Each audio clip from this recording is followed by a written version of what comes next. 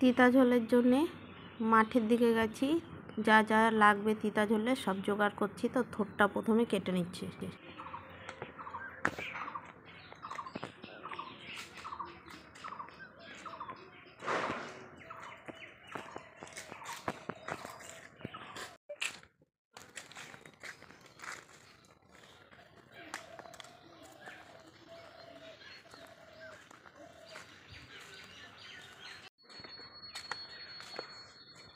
নমস্কার বন্ধুরা, সান্তনা কিচেনে সবাইকে স্বাগত।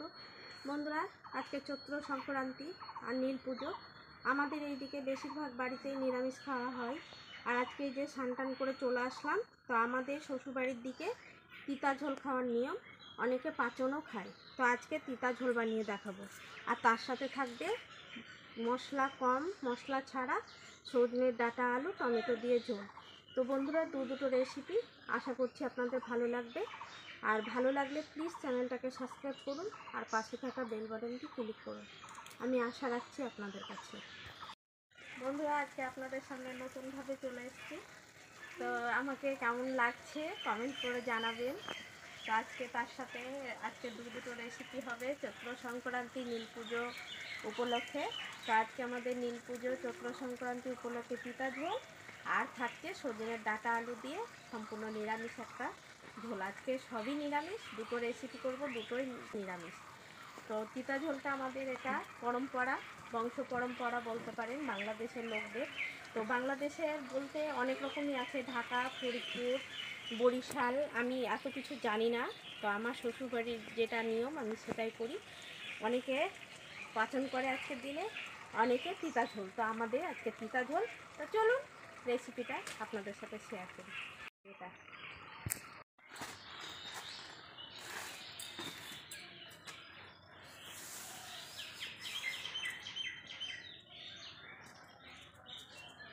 এখানে দুধবন কচুর পাতা আর ডাঁটা নিয়ে নিচ্ছি। পাতাটা লাগবে না। পুঁই শাক, থোড়, কাঁঠাল, লাউ শাক, কুমড়োর শাক, গাজর এখানে একটা হলেই হয়ে যাবে। আর এই যে সজনের ডাঁটাগুলো নিয়েছি, এটা দিয়ে ঝোল করব।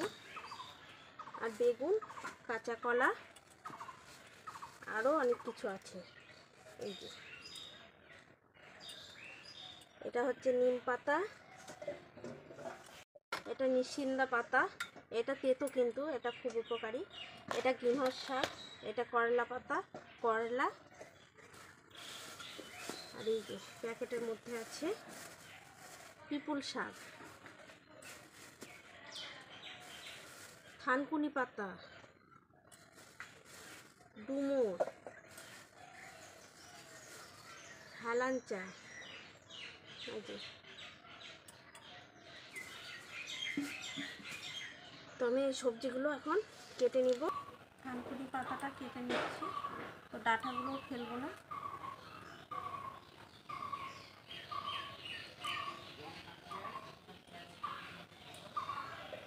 পিপুল শাক,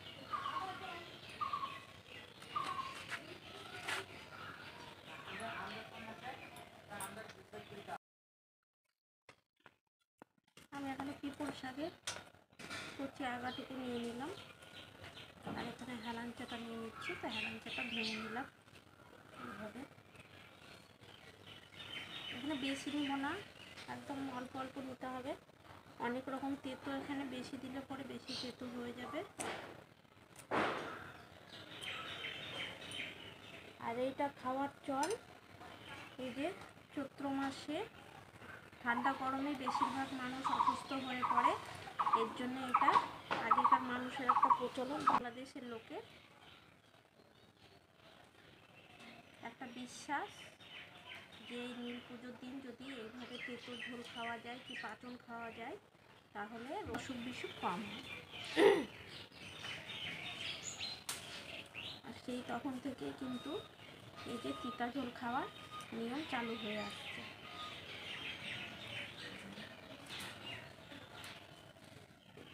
আর যাদের পাচন খাওয়া আছে তারা পাচনে কিন্তু অনেক রকম জিনিস লাগে।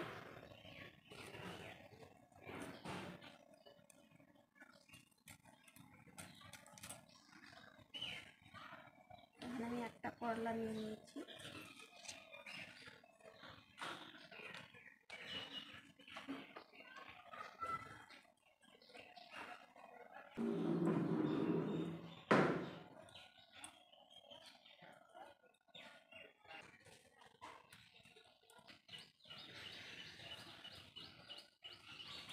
ডুমুরটা কেটে নিচ্ছি।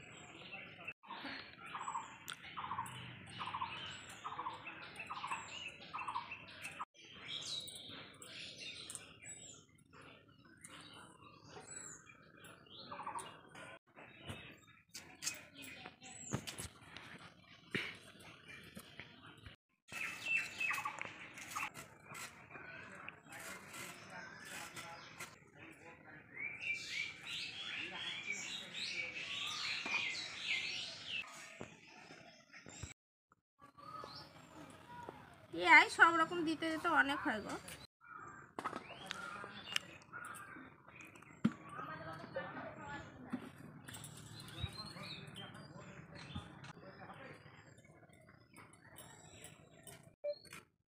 ভালো মতো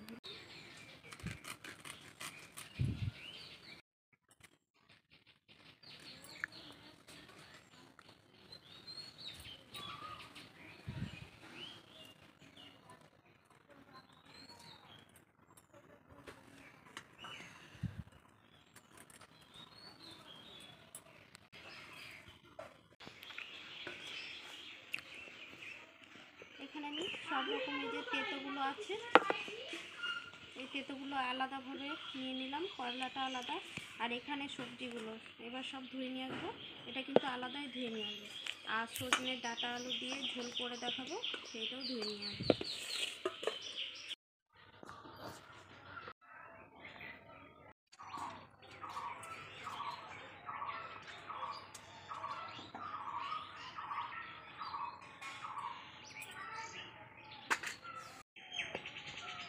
এইরকম তিতা ঝোল কার কার খাওয়া আছে আমাকে কমেন্ট করে জানাবেন। আর এটা আমাদের পরম্পরা হয়েই আসছে, পাঁচন খায়, কেউ কেউ তিতা ঝোল খায়, তো আমাদের মধ্যে তিতা ঝোল আছে।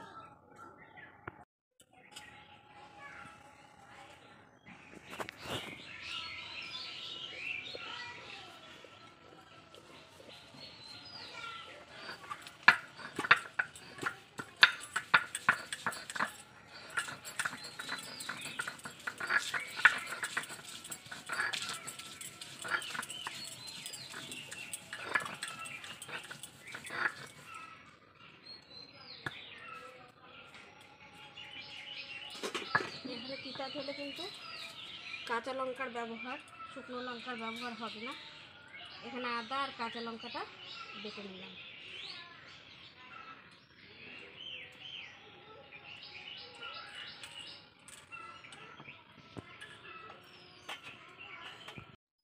জিরা ভেজে নিচ্ছি শুকনো খোলায়।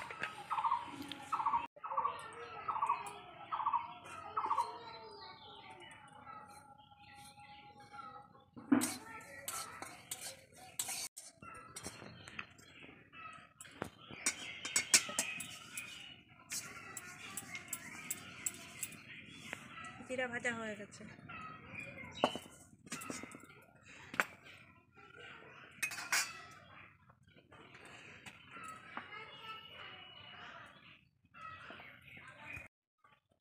সবজিগুলো আগে তেলে দিয়ে দেবো, শুধু তেলটা দিয়েছি।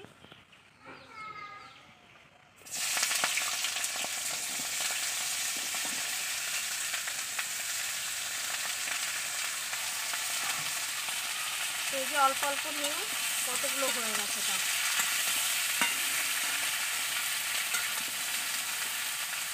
তিতা ঝোল রান্না করার আগে চান করে নিয়েছি পুজো দিয়ে, তারপরে এই যে রান্না করতে এসেছি।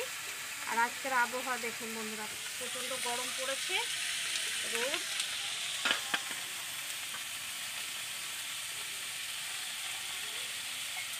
আমি এখানে লবণ হলুদ দিয়ে দিলাম।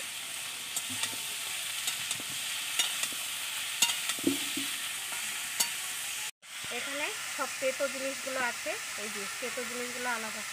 এইখানে আমি বলে দিয়েছি থানকুনি পাতা, মিরসিন্দার পাতা, করলা পাতা, ঝিঙা শাক, হেলাঞ্চা, করলা, পিপুল শাক,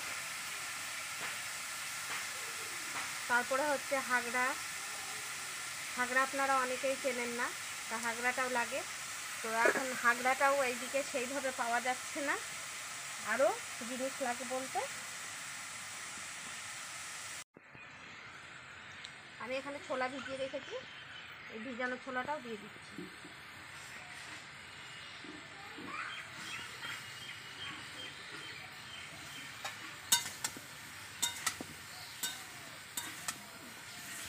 ঢাকা দিয়ে দিচ্ছি।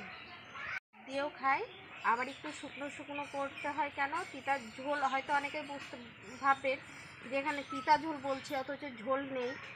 এখানে তিতা ঝোল বলতে ঝোল করা যাবে না, কারণ এখানে অনেক রকম সবজি আছে, আর সবজি দিতে দিতে কিন্তু অনেক হয়ে যায়। যাদের বাড়িতে দুটো তিনটে লোক, তারা কিন্তু এতটা সবজি খেতে পারে না। ওই কেউ বাটি ভরে বসে বসে গল্প করছে, তখন খেলো, ভাতের সাথে খায়, মানে এটা খাওয়ার নিয়ম, এইভাবেই খায়। টমেটো আলু আর ডাঁটা দিয়ে যে ঝোল করব সেখানে টমেটোও লাগবে। তো টমেটোটা নিয়ে নিচ্ছি এখান থেকে বেছে। এতগুলো টমেটো আমার লাগবে না, এই যে এখান থেকে পাকা পাকা কিছু টমেটো নিলাম, বাকিগুলো লাগবে না। আর এখানে আমি আলু ডাঁটাটা এইভাবে কেটে নিয়েছি। এতে কিন্তু সজনের ডাঁটা কেটেছি, লাজনের ডাঁটা না। তার আলুগুলো লম্বা লম্বা করে কেটে নিয়েছি। আর এই ঝোলটা কিন্তু গরম গরমই খেতে হবে, গরম গরম খেতে খুবই ভালো লাগে।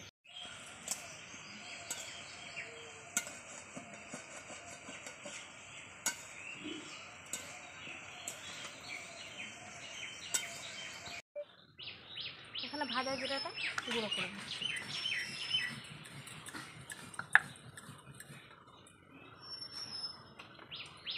তো জিরাটা পাটাটা একটু ভেজা ছিল, রেখেছি, নরম হয়ে গেছে, তাই আমি জল দিয়ে বেটে নিচ্ছি। এখানে গুঁড়ো দিলেও হবে, ভাজা জিরাটা এইভাবে বেটে দিলেও হবে।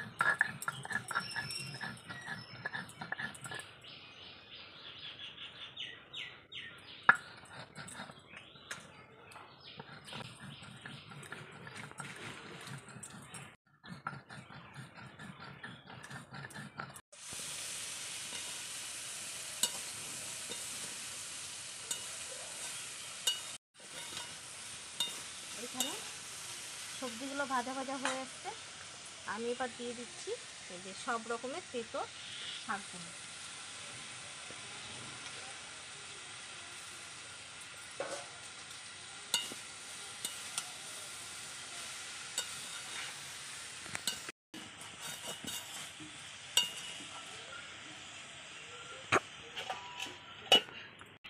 কালকে আমি ভিডিও দিতে পারিনি, ভুট্টা নেওয়ার পরে প্রচণ্ড আবার অসুস্থ হয়ে গেছি রোদ গরমে। ধরেন ভুট্টা নাড়াচাড়া করেছি, তারপরে জল খাওয়া হয়েছে, আবার ঠান্ডাটা লেগে গেছে। আর আমার একটু ঠান্ডা লাগা দোষ আছে, তো এর জন্য অল্পতেই ঠান্ডা লেগে যায়। তো এর জন্য কালকে আমি ভিডিও দিতে পারিনি, আজকে ভিডিও যাবে। তো আপনারা ভিডিওটা দেখুন, আশা করছি ভিডিওটা ভালো লাগবে। আর আপনারা আমার একটু পাশে থাকুন, আমি বারবার বলছি আমার পাশে থাকুন। আমার ভুল ত্রুটি হলে পরে আমাকে সেইগুলো ধরিয়ে দেন, যে আমার এই জায়গায় ভুল আছে, এই জায়গায় মানে ভালো করতে হবে। এগুলো যদি আপনারা না বলেন আমি সেই ভুলগুলো বুঝতে পারবো না। তো আপনাদেরকে বারবার বলছি আমার ভুলগুলো ধরিয়ে দেন। এই যে ঢাকাটা তুলে শাকগুলোও হয়ে গেছে আমার, ওই শাকগুলো এরকম অবস্থাতেই থাকবে। এবার আমি জল দিয়ে দিচ্ছি।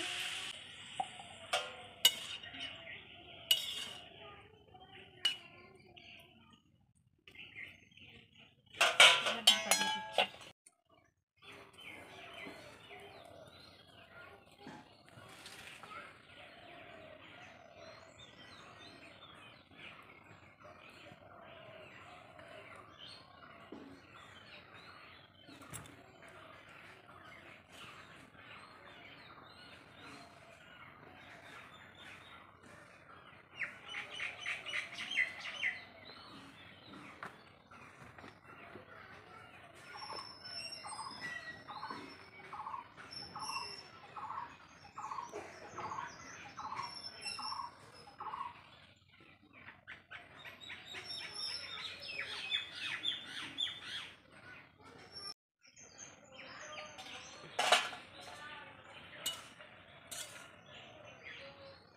সবজি সেদ্ধ হয়ে গেছে, তবে এখানে আদা আর কাঁচা লঙ্কা বেটে রেখেছি, এটা দিয়ে দিলাম।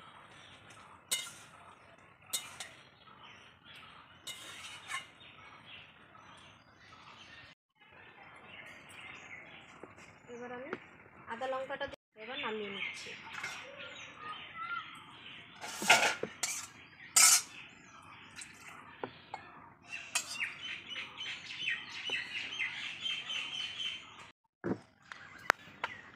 কড়াইয়ে তেল দিয়ে দিলাম, তেলটা গরম হোক। দিয়ে দিলাম 5 ফোড়ন।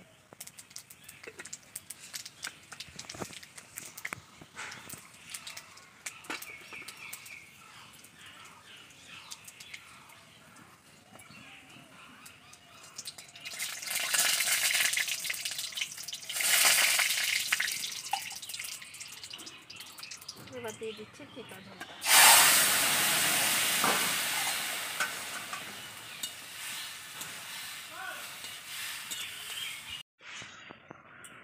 এই যে এখানে ভাজা জিরা, তো আমার এটা হয়ে এসছে। আমি এবার ভাজা জিরাটা দিয়ে আর একটু ফুটিয়ে নেব। গরম পড়ায় তিতা ঝোল খাওয়ার নিয়ম আছে, আপনারা কিন্তু এইভাবে বাড়িতে অন্য টাইমেও তিতা ঝোল খেতে পারেন, খেতে কিন্তু দারুণ হয়।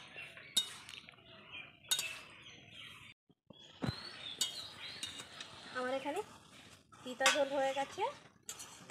আর এই তিতা ঝোলটা খাওয়ার একটাই কারণ, বারবার বলছি, যেহেতু ধরেন চৈত্র মাস, ফাল্গুন মাসের পরে চৈত্র মাস পড়ছে।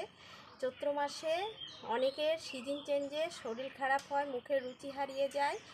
এই জন্যে কিন্তু এইভাবে তিতা ঝোল বানিয়ে খেলে মুখের রুচি ফিরে আসে। এখানে দেখলেন তো কত রকমের কত কিছু দিয়ে রান্না হলো। তো এর জন্যে এই জিনিসটা আগেকার মানে বাংলাদেশের আগের লোকেরা এইভাবে খেয়েছে।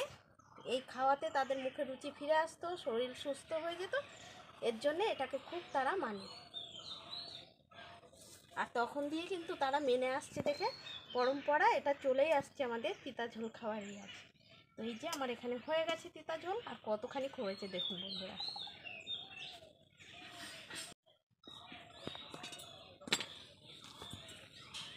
আমি এবার সজনে ডাঁটা আলু দিয়ে ঝোল করব। আর এই ঝোলটাতে কিন্তু কোনো মশলা দেব না।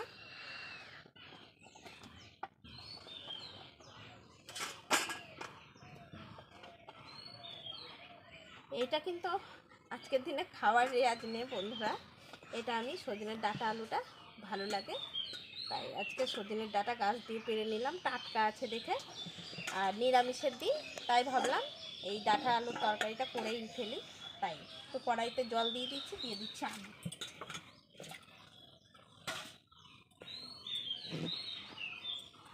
আমি আলুর মধ্যে দিয়ে দেবো হলুদ গুঁড়ো আর স্বাদ মতো লবণ। এবার আমি কাঁচা লঙ্কা চিড়ে দিচ্ছি।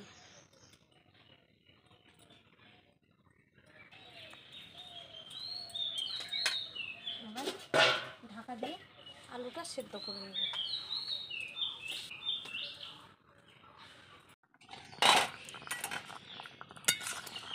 আমি ঢাকা তুলে নিয়েছি, তো আলু সেদ্ধ হয়ে গেছে। আর এখানে টমেটোগুলো 2 ভাগ করে নিয়েছি, দিয়ে দিলাম। আমি আবারও ঢাকা দিয়ে দেব।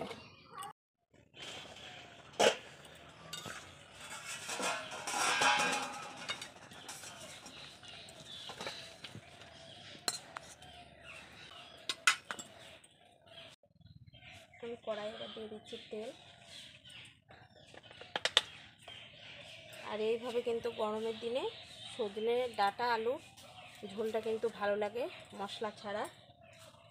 আর এটা খেলে কিন্তু গরমের দিনে একটু গরম গরম খেলে বেশি ভালো লাগে, ঠান্ডা হয়ে গেলে খুব একটা যে ভালো লাগে তা বলবো না। এবার দিয়ে দিচ্ছি একটা শুকনো লঙ্কা ফোড়নে।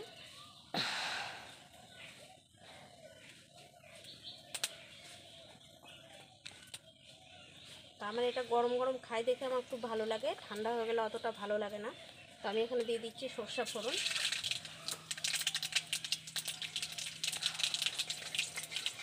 সরষাটা হাতা দিয়ে ভেঙে ভেঙে দিলাম। এবার আমি এই যে ডাঁটা আলুটা দিয়ে দিচ্ছি।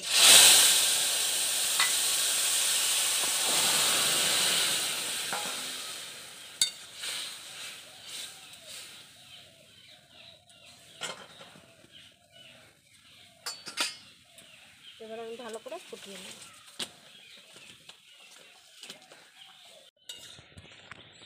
এখানে আমার ডাঁটা আলু ঝোল হয়ে গেছে, নামিয়ে নিচ্ছি। দেখতে ভালো না লাগুক, খেতেও ভালো, আবার উপকারও আছে। আর এই যে আলু সজনে ডাঁটার ঝোল, তো আমার দুটো রেসিপি হয়ে গেছে। তো আমি এইটা আজকে খেয়ে দেখাবো, এটা খেয়ে দেখাবো না। আমি তিতা ঝোলটা বাটিতে করে নিয়ে খাবো, ভাত খাবো।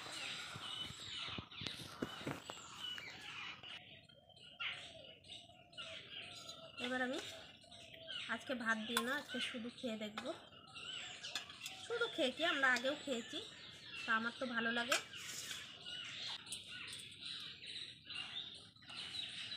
কিন্তু আমাদের নিয়ম বলে করেছি তা না, অন্য টাইমে ওটা আপনারা করে কিন্তু খেতে পারে। তো আজকে আমার এই পর্যন্ত। সুস্থ থাকবে, ভালো থাকবে।